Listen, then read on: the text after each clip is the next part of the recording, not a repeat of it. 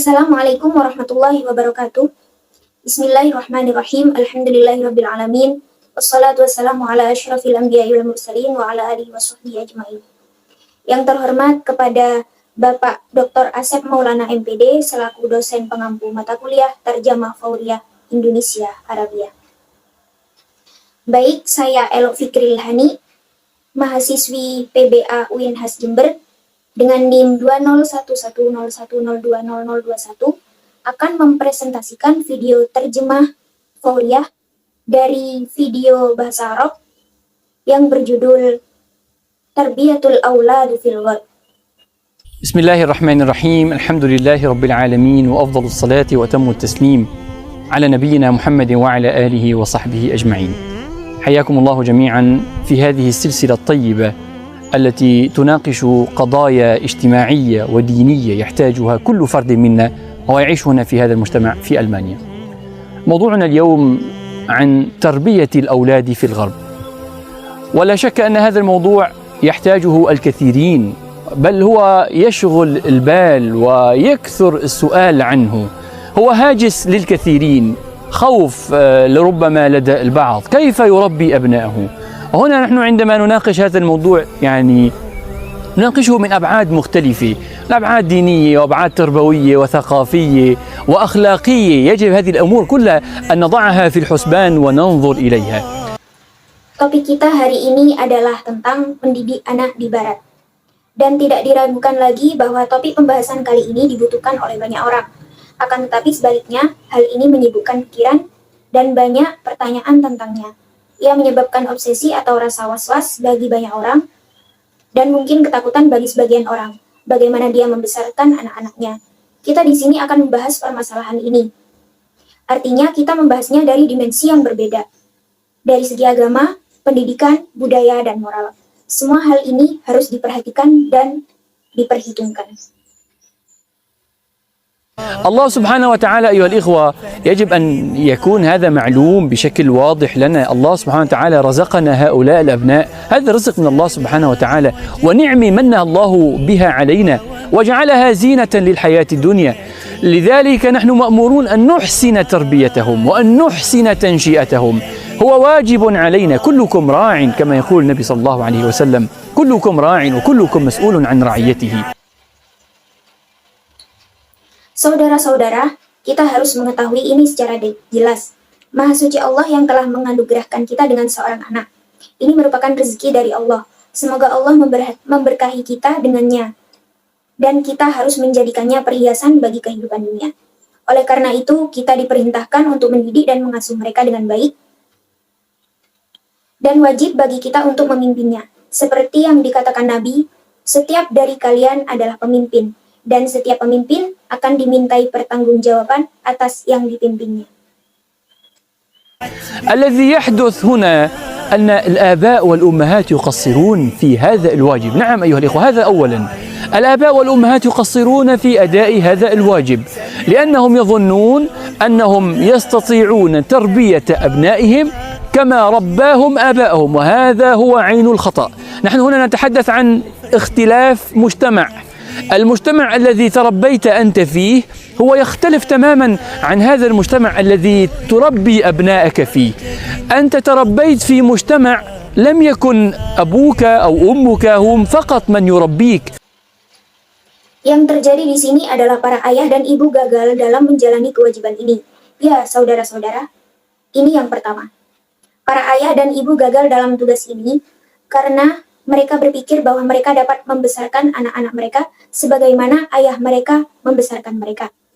Hal ini salah. Di sini kita berbicara tentang perbedaan masyarakat.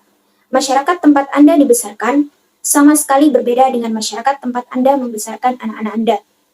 Anda dibesarkan dalam masyarakat di mana bukan hanya ayah atau ibu Anda saja yang membesarkan Anda.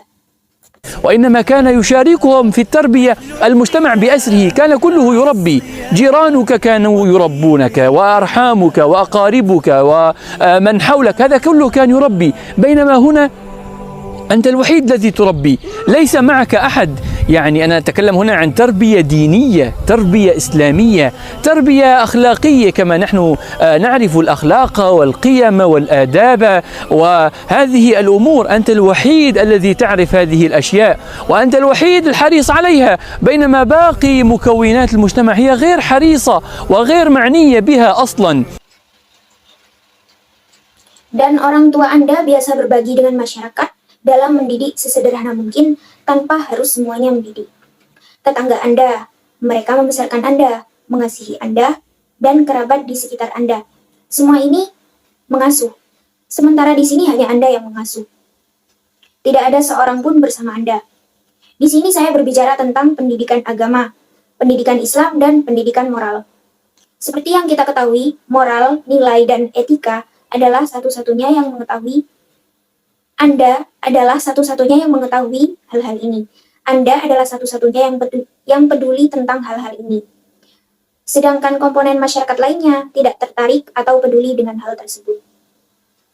موضوع التدين هو أمر فردي، هو أمر شخصي خاص بك، وبالتالي إذا لم يكن لديك جهد يغطي هذه الأشياء التي هي غير موجودة، وبالتالي سيظهر خلل، سيظهر في تكوين هذا الولد، سيظهر في نقص لأنه لم يكتمل تربيته وتكوينه. الأمر الآخر أن الآباء والأمهات مشغلين. الآن أغلب الناس هنا لديه عمل، يخرج من الصباح لا يعود حتى آخر المساء، مثقل بهمومه وقضاياه وأفكاره، هو غير قادر أصلا هذا الأب أن يعطي لولده من وقته وأن يجد وقت ليجلس معه ويعرف ماذا يفكر هذا الولد، ماذا يدور في دماغه، كيف نعالج ربما أخطاء يقع فيها هذا الطفل الصغير، لا يجد الوقت الكافي. Masalah religius adalah masalah individu, dan itu adalah masalah pribadi Anda. Jadi jika Anda tidak memiliki upaya untuk menutupi hal-hal yang tidak perlu, maka akibatnya akan muncul kecacatan dalam mendidik anak, yang akan tampak kekurangannya karena belum menyempurnakan pendidikan dan pembinaannya.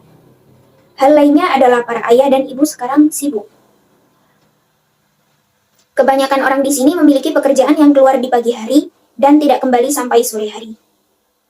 Karena terbebani dengan kepentingannya, masalahnya, pikirannya, sehingga seorang ayah ini tidak bisa memberikan waktunya kepada anaknya, atau bahkan tidak menemukan waktu untuk duduk bersamanya. Dan siapa yang tahu apa yang dipikirkan anak ini, apa yang terjadi di otaknya, bagaimana kita mengatasi kesalahan yang mungkin dilakukan anak kecil ini. Dia tidak mendapatkan waktu yang cukup. ثالثا، وهذا أمر جدا مهم، أن الآباء والأمهات لا يملكون المعرفة المناسبة لثقافة هذا الطفل. يعني على سبيل المثال طفل عمره 5 سنوات يحتاج تربية مختلفة عن طفل عمره 10 سنوات. الشاب المراهق اللي عمره 14-15 سنة هذا بيحتاج نوع من التعامل والتربية مختلفة تماما عن الطفل الصغير. الآن صار في علم التربية هو علم يعني متكامل، علم سيكولوجيا، علم نفسية الطفل وأحواله، مراحل العمرية له، المشاكل التي يعيشها، كيف نحن يكون ردة فعلنا وتفاعلنا مع هذا الطفل. فهو أمر مختلف من طفل إلى طفل، من عمر إلى عمر. هذا الآن صار يدرس. الأب والأم ربما لا يملك ثقافة عن هذه الأمور، وبالتالي لا يكتمل حاله مع أولاده. Ketiga, ini sangat penting karena orang tua tidak memiliki pengetahuan yang sesuai tentang budaya anak tersebut. Misalnya, seorang anak berusia 5 tahun membutuhkan pengasuhan yang berbeda dengan anak berusia 10 tahun. Seorang remaja berusia 15 tahun membutuhkan perawatan dan pengasuhan yang berbeda dari seorang anak kecil. Karena dalam ilmu pendidikan ada ilmu terpadu seperti ilmu psikologi anak dan kondisinya, tahapan usia, dia memiliki masalah yang dia jalani, bagaimana reaksi kita dan interaksi kita dengan anak ini. Jadi, hal itu memiliki perbedaan dari setiap anak ke anak, dari setiap usia ke usia lainnya. Ini mengajarkan kepada para ayah dan ibu yang mungkin tidak memiliki pengetahuan tentang hal tersebut. Dan karena itu mereka tidak sempurna dalam memahami kondisi anak-anaknya. الآن نحن عندما نتكلم عن الخوف في تربية الأولاد يجب أيضا أن يعني نحمل أنفسنا المسؤولية قبل أن نقول هنا المجتمع كذا وفيه مشاكل وما في حال تدين ويعلم الأولاد على أخلاق مذمومة، لكن أيضا في المقابل يجب أن نسأل أنفسنا نحن هل يا ترى نملك الوقت الكافي والثقافة المناسبة والحرص الكامل على ذلك، وبعدها يعني لن نجد خوفا. Karena ketika kita berbicara tentang ketakutan dalam mendidik anak, kita juga harus memikul tanggung jawab sebelum kita berkata, di sini ada masyarakat yang seperti ini, yang di dalamnya ada masalah dalam hal agama, dan mengajarkan anak tentang moral yang tercela. Tetapi di sisi lain, kita harus bertanya pada diri kita sendiri, apakah kita memiliki cukup waktu dan budaya yang sesuai, dan apakah kita tertarik untuk itu. Setelah itu, kita tidak akan menemukan rasa takut. الأمر المهم الآخر، وأنا هنا الآن أسوق جملة من الملاحظات والنصائح أقدمها للآباء والأمهات. أولا أيها الإخوة، أعطوهم الكثير من وقتكم ما استطعتم، اجلسوا معهم. ثانيا، علموا أولادكم ثقافة الحوار، ليس ثقافة الإكراه والجبر والأمر. افعل، هذا لا يصح، هذا يصح، لا أبدا. علمهم ثقافة الأخذ والعطاء، ثقافة التبادل الآراء، ثقافة الإقناع وتقديم الحجج والبراهين. نعلمهم على هذا الأمر وننمي لديهم هذه المهارة، مهارة الحوار والإقناع والحجة، وأي واحد يقدم حجة أقوى هو يكون أجدر بالحق وبالاتباع. Hal penting lainnya adalah saya di sini sekarang memberikan sejumlah pengamatan dan nasihat kepada para orang tua.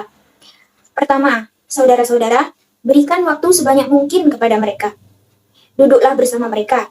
Kedua, ajari anak Anda budaya dialog, bukan budaya paksaan. Dan memerintahkan untuk lakukanlah ini benar, ini tidak benar. Tidak pernah, jangan seperti itu. Kami mengajari mereka budaya seperti budaya memberi dan menerima, budaya bertukar pendapat, budaya persuasi penyajian argumen dan bukti. Kami juga mengajari mereka tentang mengembangkan keterampilan-keterampilan ini, keterampilan dialog, persuasi dan argumen, dan siapapun yang mengajukan argumen yang lebih kuat, maka ia lebih layak dibenarkan dan diikuti. أمر آخر أيها الإخوة، أعطوهم الكثير من الحنان والحب.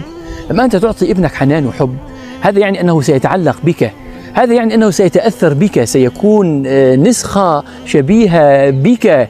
أما لما تكون العلاقة بينكم جافة مؤقتة محدودة، هذا يعني ربما يكون أثره لما يكبر يفقد صلته بأبيه وبأمه، يتأثر بأشياء أخرى يتعلق بها، خاصة إذا كانت فتاة، يعني هي حالة العاطفة لديها أكبر وأشد. اربطوهم بالمساجد. نحن الآن لما نتكلم عن هوية إسلامية يجب أن يحافظ عليها الأبناء، فنحن نتكلم هنا عن المسجد، لأن المسجد هو خير بيئة يلجأ إليها الطفل ويتأثر بها ويتعلم عليها. Hal lain, saudara-saudara, beri mereka banyak kelembutan dan cinta. Ketika Anda memberikan kelembutan dan cinta kepada putra Anda, itu berarti dia akan terhubung atau terikat dengan Anda. Artinya dia akan terpengaruh oleh Anda, dia akan menjadi seperti Anda. Adapun bila hubungan kalian kering, sementara dan terbatas, ini berarti bahwa itu mungkin efek ketika dia dewasa. Dia kehilangan hubungannya dengan ayah dan ibunya. Dia dipengaruhi oleh hal-hal lain yang dia pegang, terutama jika itu seorang gadis. Maksudnya, dia memiliki perasaan kasih sayang lebih besar dan lebih intens. Ikatlah mereka dengan masjid. Sekarang kita berbicara tentang identitas keislaman yang harus dilestarikan oleh anak-anak. Di sini kita berbicara tentang masjid. Karena masjid adalah lingkungan terbaik untuk disinggahi anak-anak. Dia akan terpengaruh dan belajar darinya. الآن مثلا عندنا يوم السبت، يوم الأحد، في كثير من المساجد تفتح أبوابها للأطفال في هذه الأيام، يوم السبت ويوم الأحد، حتى يكتمل ثقافته وتعليمه الديني، معرفته بالقرآن الكريم. هذا أمر مهم جدا أن نحرص على ذلك. يسمع الطفل القرآن من صغره، يحفظ ما تيسر من السور القصيرة حتى يستطيع الصلاة بها في صغره، يتعلم أحكام الآيات القرآنية البسيطة. صلة بالقرآن الكريم أيضا أمر من أهم الأمور التي نربط الأطفال بها. Sekarang, misalnya pada hari Sabtu dan Minggu banyak masjid yang dibuka untuk anak-anak. Pada hari Sabtu dan Minggu ini, mereka menyelesaikan pendidikan agamanya dan pengetahuannya tentang Al-Quran. Ini sangat penting untuk diperhatikan. Anak mendengarkan Al-Quran sejak usia dini, menghafal apa yang dia bisa dari surat-surat pendek, sehingga dia bisa sholat sejak dia masih kecil. Mempelajari hukum-hukum, ayat-ayat Al-Quran sederhana, dan hubungannya dengan Al-Quran juga merupakan salah satu hal terpenting yang kita kaitkan dengan anak-anak. الأمر الآخر وهو أمر شديد الأهمية، نحن لما نتكلم عن هوية إسلامية وثقافة عربية، نحن كوننا ننطق هذه اللغة العربية يجب أن يحافظ أبناؤنا عليها أيضا، وهذا يعني يحتاج إلى جهد إضافي وعمل آخر حتى يتعلم الطفل الكتابة والقراءة. لا يكفي فقط أن يتكلم داخل البيت، وإنما يجيد القراءة والكتابة، وهذا يعطيه في شخصيته وفي تكوينه العلمي لما يكبر مهارة إضافية، لما هو يتقن عدة لغات يتقنها قراءة وكتابة وحفظا. اربطوهم بالله سبحانه وتعالى، وازرعوا خشية الله وحب الله سبحانه وتعالى، ازرعوه في نفوسهم. Hal lain yang sangat penting adalah kita berbicara tentang identitas Islam dan budaya Arab. Karena kita berbicara bahasa Arab, anak-anak kita juga harus menjaganya. Artinya, diperlukan upaya tambahan agar anak bisa belajar menulis dan membaca. Tidak cukup hanya berbicara di rumah saja. Akan tetapi, untuk membuat dia pandai membaca dan menulis, kita harus memberinya keterampilan tambahan dalam kepribadian dan pengetahuannya. Ketika dia besar nanti, jika dia telah menguasai beberapa bahasa, mahir dalam membaca, menulis, dan menghafal, hubungkan mereka dengan mengenal Allah. Tanamkan rasa takut dan cinta kepada Allah, dan tanamkan dalam jiwa mereka. Baik, kita beralih pada strategi penerjemahan yang digunakan dalam menerjemahkan video bahasa Arab tersebut di atas. Yang pertama ada strategi borrowing atau penguatan. Penerjemah mengambil kata bahasa sumber ke bahasa sasaran dengan baik tanpa penyesuaian ejaan dan pelafalan. Contohnya di sini kama yaqulun Nabi sallallahu alaihi wasallam, kullukum ra'in wa kullukum mas'ulun an ra'iyatihi. Seperti yang dikatakan Nabi, setiap dari kalian adalah pemimpin dan setiap pemimpin akan dimintai pertanggungjawaban atas yang dipimpinnya. Kemudian strategi yang kedua, gloss translation. Penerjemah memberikan kalimat tambahan pada kata bahasa sasaran. Contohnya, minhullahu biha, di sini terdapat garis bawah, alaina wa ja'ala hazinatan lil hayatid dunya. Semoga Allah memberkahi kita dengannya. Dengannya ini, penerjemah menambahkan kalimat tambahan. Menambahkan kalimat seorang anak. Maksudnya dengannya ini kembali kepada seorang anak. Dan kita harus menjadikannya perhiasan bagi kehidupan dunia. Yang ketiga, strategi adaptasi atau adaptation. Penerjemah mengubah kata bahasa sasaran dalam terjemahan literal menjadi suatu istilah. Contohnya di sini, lanallahu subhanahu wa ta'ala rozaqna ha'ula'il ibna. Terjemah literalnya, Maha Suci Allah yang telah memberikan kita rizki berupa seorang anak. Terjemah adaptasinya, Maha Suci Allah yang telah menganugerahkan kita dengan seorang anak. Selanjutnya, strategi reduksi atau pengurangan. Contohnya yang pertama ini wahadha huwa ainul khata'. Artinya ini dan ini salah. Kemudian contoh kedua, sanian allimu auladakum saqafatal hiwar, laisa saqafatal ikrah wal jabr.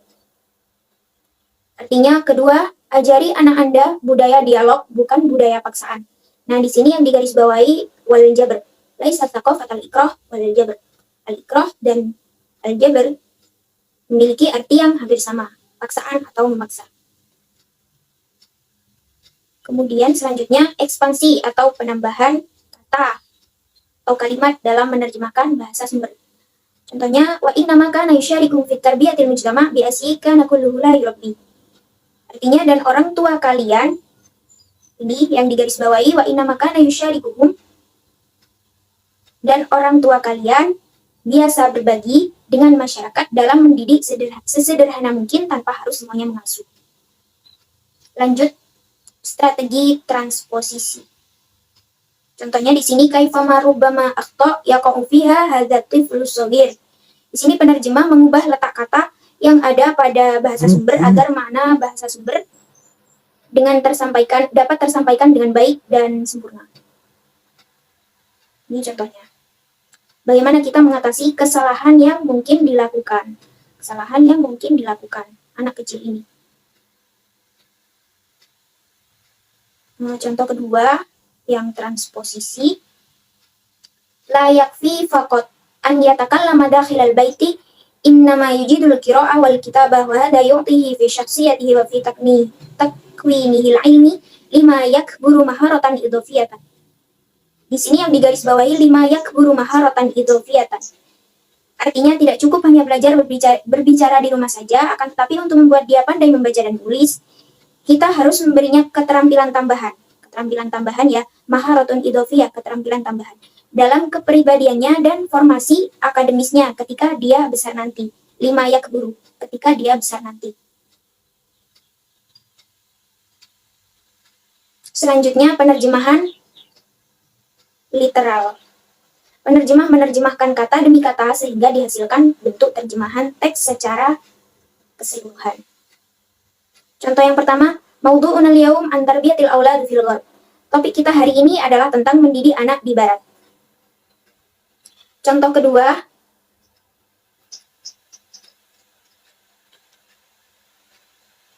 nunakishuhu min ab'adin mukhtalifi. Kita nunakishuhu min ab'adin mukhtalifi lab'adin dinihi wa ba'ad tarbawihi wa saqafihi wa akhlaqihi. Kita membahasnya dari dimensi yang berbeda. Dari segi agama, dari segi pendidikan, budaya, dan moral. Kemudian contoh ketiga, at-tiflu umruhu 5 sanawat yahtaj tarbiyatan mukhtalifatan an tifl umruhu 10 sanawat. Seorang anak berusia 5 tahun membutuhkan pengasuhan yang berbeda dari anak yang berusia 10 tahun. Kemudian strategi penerjemahan yang terakhir yaitu naturalisasi yang termasuk dalam borrowing tadi. Penerjemah mengambil ungkapan atau kata bahasa sumber ke dalam bahasa selaras dengan penyesuaian pada ejaan atau pelafalan. Contohnya, zinatan lil hayatid dunya, perhiasan bagi kehidupan dunia. Ad-dunya ini yang digarisbawahi artinya tetap dunia, sesuai pada ejaan atau pelafalan. Sekarang kita beralih pada kosakata baru. Di sini yang pertama ada ab'ad mukhtalifi, dimensi berbeda. Yashghulul bala, menyibukkan pikiran. Hajisun, obsesi. Saqafi, budaya. Al-husban, diperhitungkan. Akhlaqi, moral. Dan ro'in, pemimpin. Zinatan, perhiasan. At-tadayun, religiusitas. Yurabbi, mendidik atau mengasuh. Kholalun, cacat. Amrun fardiyun, masalah individu. Al-munasibi, sesuai. Qodoya, masalah. Psikologia, ilmu psikologi. Murahilul umriyah, tahapan usia. Al-masuliyah, tanggung jawab. Al-jabr, memaksa. At-tabadulil arro, bertukar pendapat. Al-iqna, persuasi. Taqdimul hujjah, menyajikan argumen. Al-barahin, bukti. Al-hanan, kelembutan atau kasih sayang. Yata'assar, terpengaruh. Al-basitah, sederhana. Yata'allaq, terhubung atau terikat. Mu'aqqatun, sementara. Jafatun, kering. Juhudin idhofi, upaya tambahan. Mahdudah, terbatas. Baik, kesimpulan dari video terjemah Fauriyah tadi, bahwa hal-hal yang harus diperhatikan orang tua ketika dia mendidik seorang anak adalah: 1. Orang tua harus paham dan mengerti perbedaan pengasuhan anak sesuai usianya. Kemudian yang kedua, orang tua harus meluangkan banyak waktu hanya untuk sekedar duduk bersamanya untuk mengetahui apa yang dia alami, untuk memahami kondisinya. Kemudian yang ketiga, ajari anak Anda budaya dialog, bukan budaya paksaan.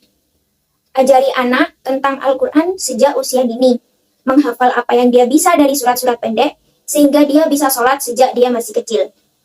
Mempelajari hukum-hukum, ayat-ayat Al-Quran sederhana. Kemudian, memberikan dia upaya tambahan, keterampilan tambahan, agar dia bisa belajar menulis dan membaca. Selanjutnya, memberinya keterampilan dalam kepribadian dan pengetahuannya ketika dia besar nanti, seperti keterampilan bertukar pendapat, menyajikan argumen, dan lain-lain. Kemudian yang terakhir, tanamkan dalam jiwa mereka rasa takut dan cinta kepada Allah. Sekian presentasi dari saya. Terima kasih atas perhatiannya. Wassalamualaikum warahmatullahi wabarakatuh.